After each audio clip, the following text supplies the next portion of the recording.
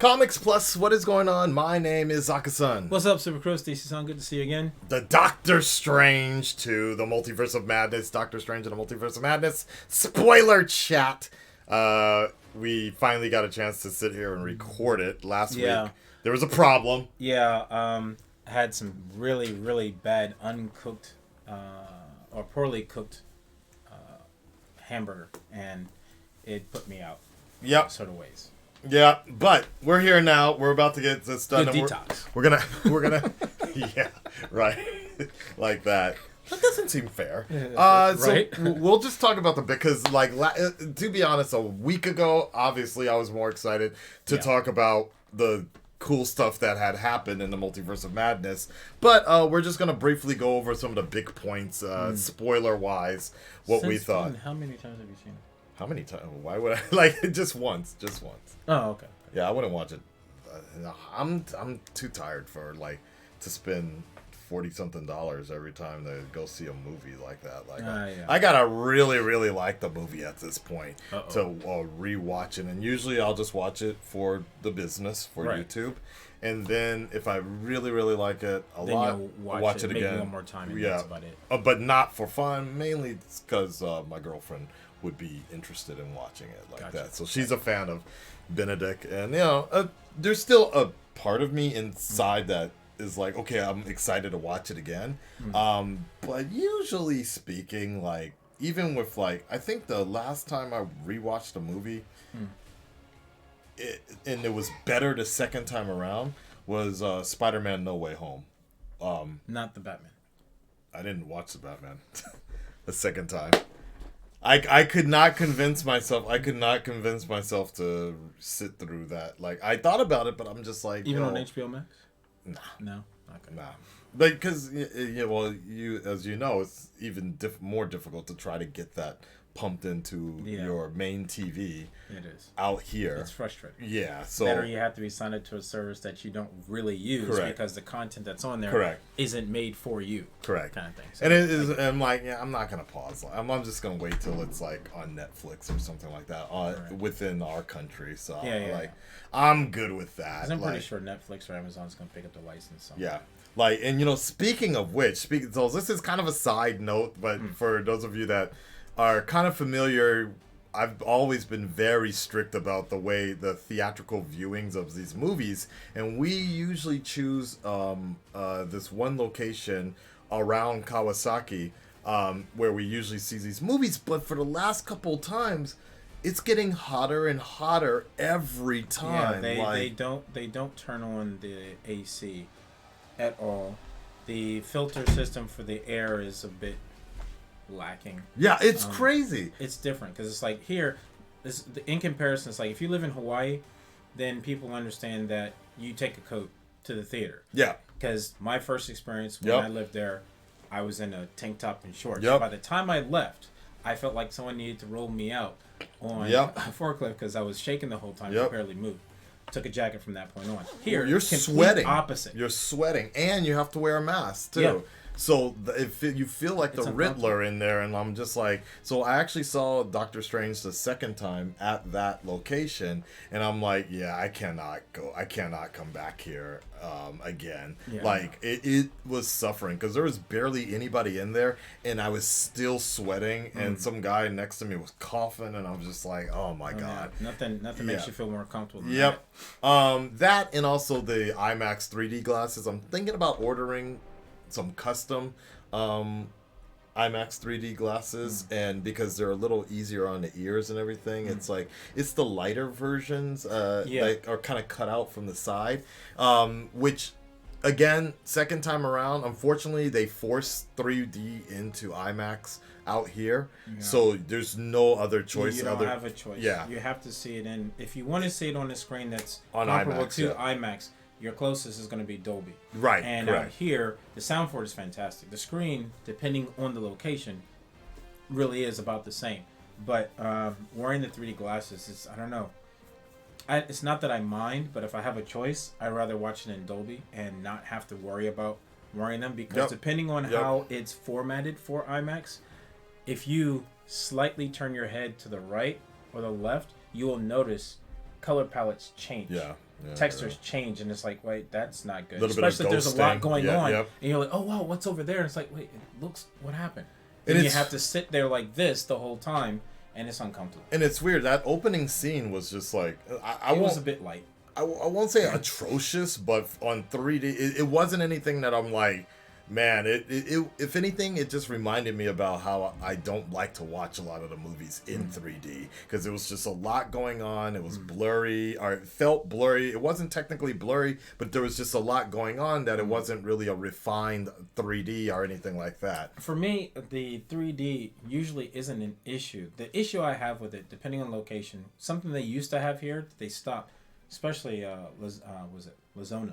They used to have the 3D glasses that had the battery pack in them, and it had a switch on the side, and they were super heavy. You push a button or something, Yeah. like, and it would light up. And yeah, they stopped yeah. doing that because I want to say the last time I remember they did that was for Avatar or whatever the movie was that got released a month after that, because I went back to see two different things, and that was the last time I wore them.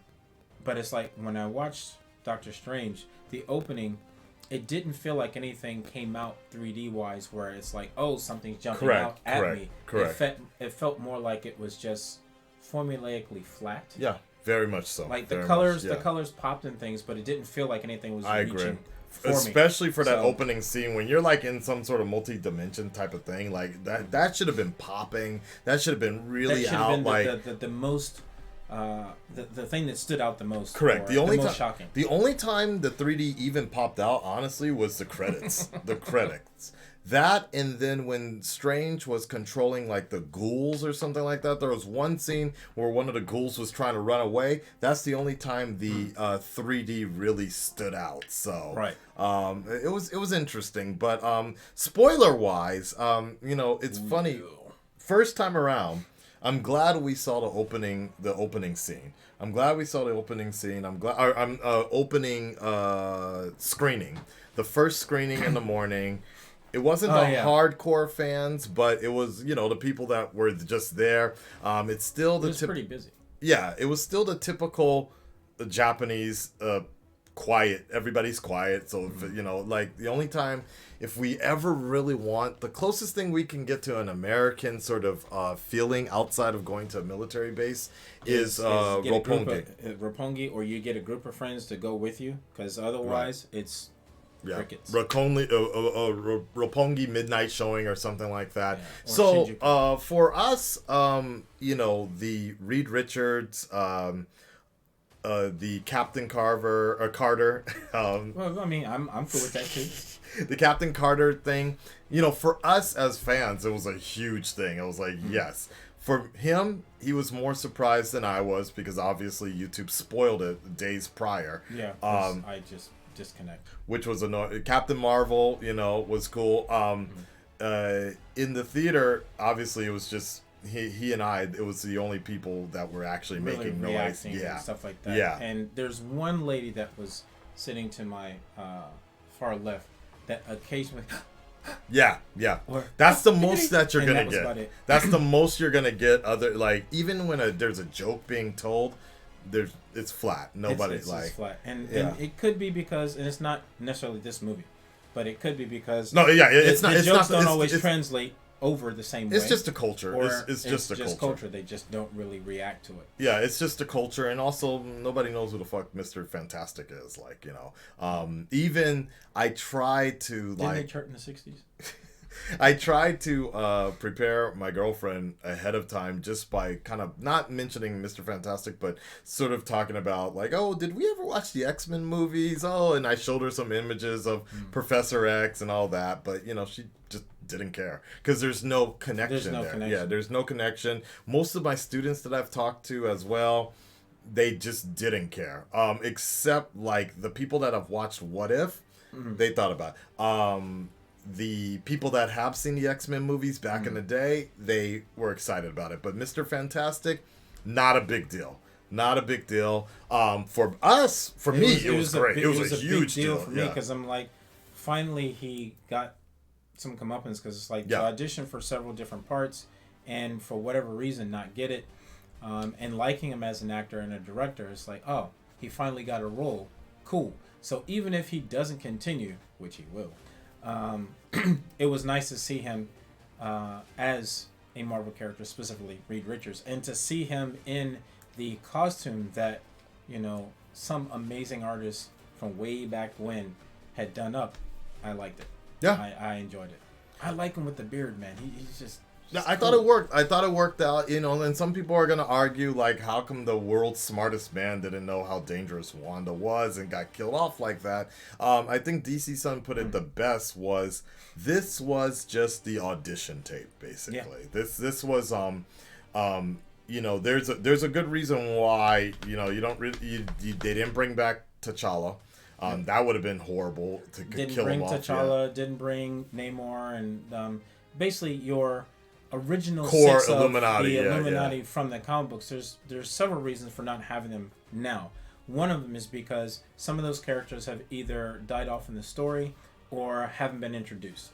Also, the story is supposed to center around Doctor Strange and Wanda. So introducing those characters and having them take up a large portion of the film would really downplay their roles. Right. It's really weird because some people were so dead set on like having Tobey Maguire's Spider-Man show up, and I'm just like what are you talking about? Like why would like Maguire? Look, yeah, Sam Raimi did that, but why would Marvel need to have Sony involved? Because that's really where it comes down to. Yeah, and they I think they did enough fan service. I agree. In dialogue at the beginning of the movie, and when they meet her and they talk about Spider-Man, I was like, that was perfect. Yep. They didn't have to have any more in there, because if that happened, again, people were like, well, where's Spider-Man? Why isn't he helping? Why isn't this? And it's like, don't need it. The biggest gripes that I've heard are it wasn't why the multiverse Illuminati. Enough? Oh, okay. Okay, so I'd say the second. Okay. So yes. One, why the Illuminati died off so easy. Why would they stick around? And it's like one who was just so OP. It's like, no, she wasn't. If you look at her character in the comic book, she can literally change the course of whatever she wants to with a thought. So she was about to body Thanos, like in Endgame. Yeah, and I would have been perfectly fine with it. Right. But here's the thing: it's like seeing her and her character progress, power stat wise, makes sense. She spent how long sitting there being absorbed and reading the Darkhold, and she did it the exact same way that Strange learned magic when he was going through the process, having his mind sit there and study while he was sleeping and things of nature. It's like, why wouldn't she have so much process? I'm like, whatever. Not liking that they died off. Well, yeah, obviously you're gonna have to get over it, because the idea of that was to introduce the characters. Exactly. Say, hey, they're officially in the MCU. Right. We hear you. Now we're going to do something with the characters later on down the line, but the way that they did this is we don't have to have it right now. And let's be honest, outside of Reed Richards, we by far the team was not the team that you want to see as the Illuminati. Like that, like it was nice to have Professor X back, but the dude he's getting up there. He's it's not. This is not the team that, and everybody, even if they kept this Illuminati around, y'all are gonna just complain forever about how it's not the good it's not the best. It's not the coolest one. Yeah, it's like, why is Captain Marvel in there? Why is Captain Carter in there? Like, Steve would never go for something like you would just complain about that anyway. So again, the whole reason was just to kind of throw it in there so that they could get killed off.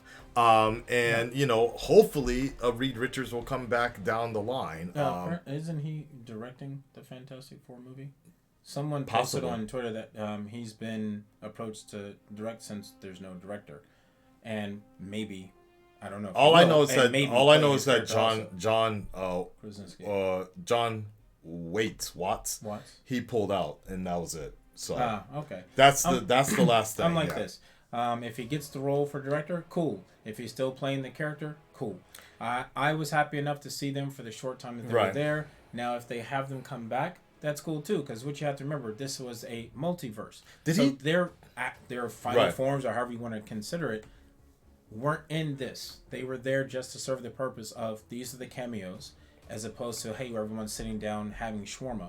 These are the cameos. They're gonna fight Wanda, because had they not been there, what would you do with Wanda? In too quickly. And again, going back to one of the other rumors was like everybody was really dead set on the fact that they shot something with Tom Cruise as superior Iron Man. Yeah. But it's like, would you really want him to come in here you really would want him to come in like that just to get bodied like that? Yeah, because like, that's the other thing. It's like having Tom Cruise, what was it? Tom Cruise, Tobey Maguire, Ryan Reynolds, and someone else. There were like 4 or 5 cameos that didn't make the final cut. No, that's okay. We don't need to have everybody there. But that was never a factor. That was all rumorville. Even if it wasn't, I feel like it'd be overkill. Okay. You don't want to have too much. Give us something to enjoy, and then when it's time, give us a story around those characters. One of the things you mentioned was when on the way home from the first showing, you were kind of saying how you felt like you felt bad, like they kind of mixed about Wanda. Yeah, they did Wanda dirty. Has that changed since then?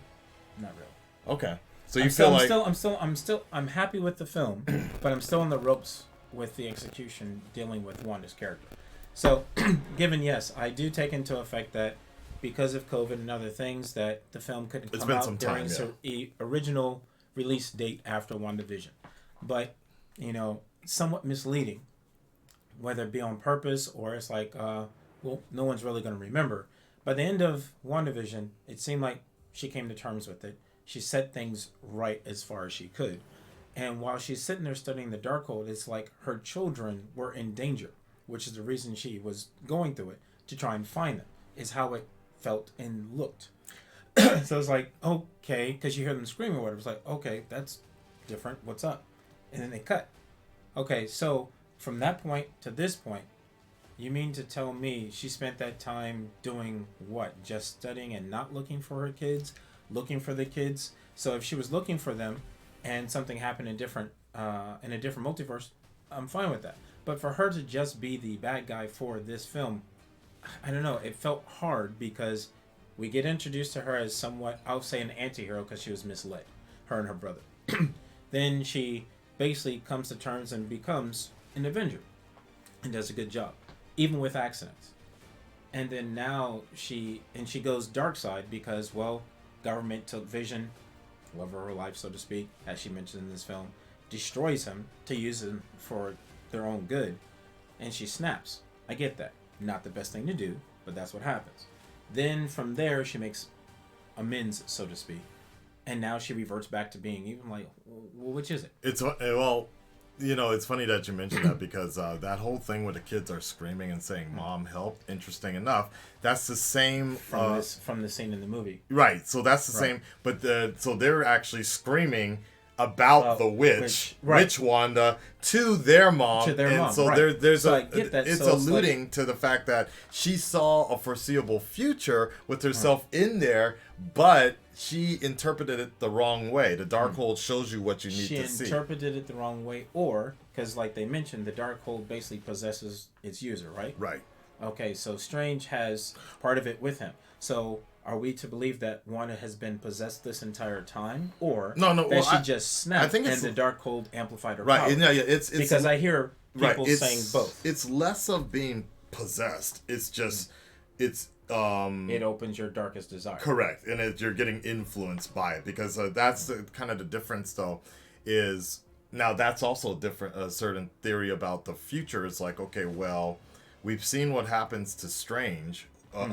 We've seen what happens to a Strange who holds on to the Darkhold and like becomes just pure evil. Right. Yeah. But now we have seen that there's a Strange that has a photographic memory and has absorbed some of the spells of the Darkhold, but isn't really in possession of the Darkhold anymore. Right. So that's, I guess, where there's a leeway. Is still in possession of him. But to answer your question about Wanda, it's interesting. So after the first time around, I went back and I watched WandaVision, the last 2 episodes, and I think one of the things that's very important about all of this is Agatha, actually. Agatha makes a critical and crucial point about the moment Agatha really realizes, when you get that breakdown of Wanda's tragic story, and then when she figures it all out, Agatha, she's just like, look, I know what you are. You're the Scarlet Witch. But you're a plague on this war. You have the power. You're the worst of the worst. I know exactly what you are going to become if you go this direction. Give up this power, give it to me for her own selfish reasons. But she predicted, or knew exactly what Wanda would become. When Wanda makes her full-fledged transformation and goes Kaioken or whatever, the last thing Agatha is saying is like, you have no idea what you have just unleashed upon this world. So, you know, where it might seem like, yeah, they did Wanda dirty, I think it's actually, if anything, just full circle, and it actually makes Wanda a little more interesting in the fact that she's not an Avenger anymore. She's not a hero anymore. She was trying to do the right thing, and as tragic as it may seem, she just kept falling into the wrong direction. She's playing the tragic hero to a T, basically. Because her intentions initially were good in the beginning, and then some bad things happened. But I would say which made her go from hero to more tragic. I would say, you know, in retrospect, especially after watching that critical episode of WandaVision, where they go through her entire life, I would say she is just a tragic character who pretended or tried playing to be a hero, playing the hero for a while, tried to be an Avenger, and that was it. Like, she didn't choose to be an Avenger. She didn't choose to become part of the revolution of Hydra or S.H.I.E.L.D. or whatever, right? Yeah. She just kept on going a particular direction, and because she was trying indirectly it out. Being led in those Exactly. So that's the thing. It's like, I don't think necessarily, like, Wanda is... She's not good or bad. She's just a victim of her own circumstances. But at the end of the day, it was her choice. It was her choice to make these, you know... She made that choice to study the Darkhold, especially after seeing what Agatha was doing with it and talking about it. But I also look at it like she was one and the same with Strange in the version that we saw, where it's like, well, if I use the Darkhold, I'll be okay because I have enough power to control it. You're talking about the Darkhold Strange, right? Yeah, well, actually, both. The one that goes, what is it, Superior Strange? The one that goes complete dark side. Yeah. And 616 Strange. Because he's basically like, I have to save her, even if it means sacrifice myself. And some people, like, he's still feeding off of ego. I don't think he's feeding off of ego. I think he's basically looking at it as like, I'm going to have to make the sacrifice of, there will be consequences, but I should be strong enough to hold it and control it, like Defender Strange and everything else, where it's like, well, you can't control your power, but I can. But but you can't. Holding the knife. So that's right. Yeah. So they all make the same mistake, which is fine. But Wanda, I feel after hearing this also, she was doing the same thing. She picked up the Darkhold because she needed a different source of power to try and fix or save or do what she initially set out to do, and it took hold of her. Well, she wasn't strong enough to withhold its. What I'll say about that is that I feel like it's like taking Coke. First couple of times. This would be good. It's like Coke. It's like doing Coke. Look, first couple times, you can try it, and you won't get addicted to it the first couple of times. It's the matter of when you continually use it over and over and over. That's where you become a whole different person like that. That's the way I'm seeing it. So, all strangers. So, if anything, we need to have a conversation. Our 616 Doctor Strange got lucky because Wanda destroyed all the Darkholds. But here's the thing. He used it once. He used it what? But did she? Yeah, she destroyed every copy of the multiverse. Okay, so he thinks. Okay, but regardless, and the reason I say it is so he thinks, because think about this. Okay, well, I'm just trying to say that it was books, right, but it was taken away from him. Yeah. So our 616, his source was taken. From him. His dealer was taken away. I don't think that's the end of it. No, I'm sure it's not the end. But the point I'm saying is that he can't get addicted to it because it's gone. There might be some residual point of it. That's pretty blatant. But I don't. But I think the actual the addiction of having to wanting to get more and yeah, more exactly. and more. Because that's the thing. You're done. Like you might have residuals or something like that, but you can't feed off the source anymore. Like But that. maybe that's why when Clea showed up, Right. and it's like, I need your help fixing this over here, and she takes him into the dark multiverse, is to also help him because Maybe. she knows what's going on. Interesting enough, I thought that was Dormammu's location. Actually, It was. the world, right? Because that's her uncle. Right. So I'm right. like, I was like, okay. there is no spoon. Any other things that I want to point out real quick in terms of spoiler wise? Like I enjoyed the movie. On the good or the bad? What do you mean? Was there bad spoilers? Well, not so much of a spoiler, but there was something that happened in the scene that didn't make much sense. What was that? You remember me telling you about the crack in the glass? Okay. So, when they get captured in the 838, Okay. and they're sitting in those, what was it? Whatever, containment units. Wanda's coming after destroying most of the Ultron bots and things. And you have Christine pick up a fire hydrant, she's hitting the glass, and then she cracks it. I'm like, wait a second. You mean to tell me that America Chavez has been there and she's been hitting it and didn't even crack it once? She picks up a really small fire hydrant, fire extinguisher, hits it, makes a crack, and then America Chavez hits it and it makes it shatter. I'm like, I don't know why. It just feels like it wouldn't work. Now, I could be reading into it too much, and maybe they're not meant for their strength. It's basically just to contain viruses and that kind of stuff. But it just felt weird. Had it not shown that she cracked it, I think for me, I wouldn't have been taken out of that. Okay. But that's an editing thing. It's like, I thought that was kind of okay. It's like, but why? I actually thought the word in terms like the movie was pretty solid. I feel some people are arguing that it was too Sam Raimi, and I was just like, well, that didn't bother me. Right, but the only thing that really got to me was when Mordo and what? When Professor Xavier is trying to help Wanda. Yeah. In her mind. And I thought that was great.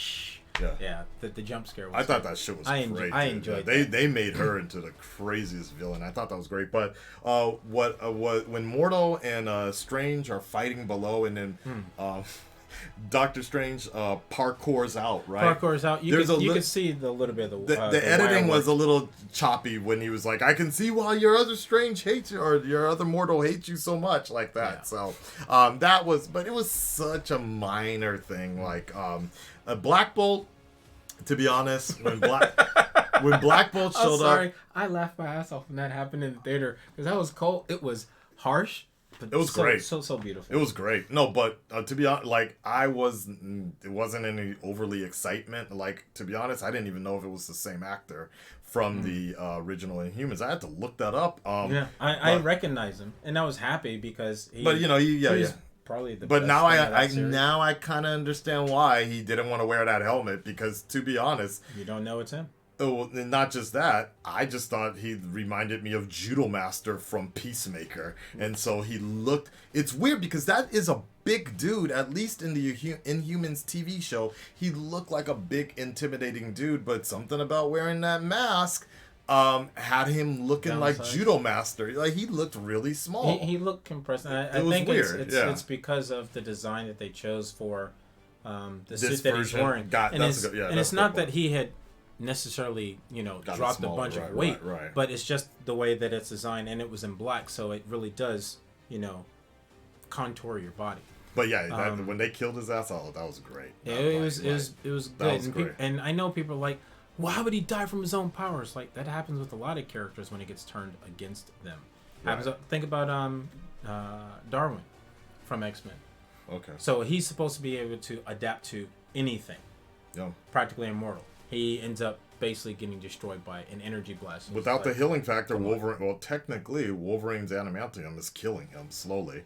Again? Well, the healing factor is what keeps him alive, but that's the only reason why he can have adamantium in his body. On top of that, the heavy weight is as well. So because it should be hard to walk.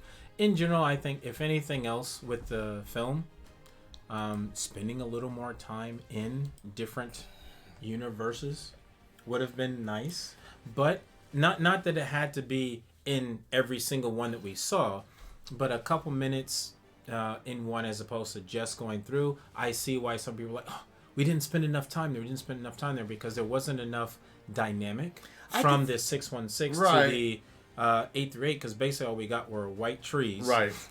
Everyone around them was wearing hats, and they had to go in red. I think about that, but I also think about like shows like Sliders or Legends of Tomorrow, and it's kind of like, you know, that works better, I feel, in television and TV when you have episodes where you can jump back and forth or whatever. I think like it would that. work here if they didn't have so much already. If going it was on. so, yeah, exactly. If it was so like okay, if it was like, I would say, if it was just going through those time jumps as opposed Strange, to Wanda going after them. Correct. If it was like Strange, Wanda, and No American Chavez, like something like that, or like something like you said, less of that, or honestly speaking, being literally being chased by Wanda. Well, and Strange and America Chavez are trying to find their way back, and they're going through different. Honestly, that would work. The only way you're gonna be able to get something like that is you would have had to take out the Illuminati, right? Because maybe have them at the end. No, just not at all. I mean, have them at the end, no fight or anything. It's like, hey, we have to find a way to stop them, or something like just no.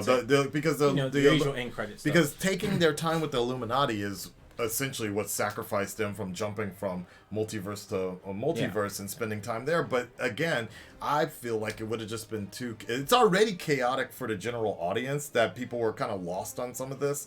That I feel like if they had done more of that jumping around, it would have bombed. To be honest, it would have been so chaotic for the general audience that they would have been lost. I mean, the average person still doesn't get Inception.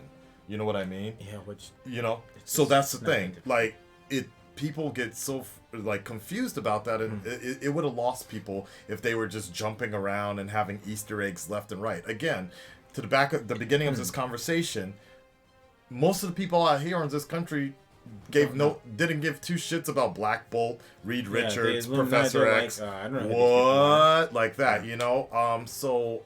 You're not gonna. Another reason why I'm like, if they had to have them in the movie because of contractual reasons, obligations, then either A, have them introduced during the opening credits that they're talking about what's going on or what they're trying to prevent from happening in the movie started, or have them as an end credit, and that's fine because then the story doesn't necessarily have to circle around them. It's very pivotal around them, because not having them in there, I think the movie still could have done just fine. Having them there was nice cameo wise, but having I don't know, part of me is like, I do kind of wish that we spent a little more time in at least one other place that looks different, just for dynamic's sake. But you know, I don't have a problem with the film either. To answer that, I would say probably they probably should have spent a little more time with Defender Strange then, because to see his world, right? Like seeing Defender Strange. If Blade showed up or something like that, you know, early on, whatever. But overall, I thought for what they were trying to do, and I'm very curious to see what the original story would have been like. But I think they had a fairly solid movie for enough to entertain the Easter eggs for hardcore fans, and enough for the general audience people who don't know who some of these that don't get are. too off track, because you know the multiverse is a very dangerous place. And then I also, one thing I do want to point out is that it's a very Doctor Strange story in terms of like it was gory, it was creepy. It had a lot of mystic stuff going on. Yeah. It had Doctor Strange doing wild shit. If you've ever picked up one of his comics, like the Jack Kirby stuff or whatever, like he's doing that stuff. He's eating like all these lizards, you know, snakes coming out of him, like you know. Not to stop it, but shout out to Benedict Wong, because I really liked how they portrayed his character when he first gets introduced, because you never really see him get to do any action, and it's like, you know, coming in, talking to someone, leaving, that kind of stuff is fine. But to see him actually do something, I enjoyed it. And I also like how they just basically put a cap. And I'm assuming they basically, this is it for Strange and Christine. So I doubt we're going to be seeing her I doubt we're going to be seeing her in the third movie, or she may not be the main focus anymore. And now we're going to be moving on to Clea. Clea. It'll be interesting to see what kind of pairing that. Like, I'm mixed on Charlize. Like, I don't know what it is. Like, I don't know if she's like. I don't know.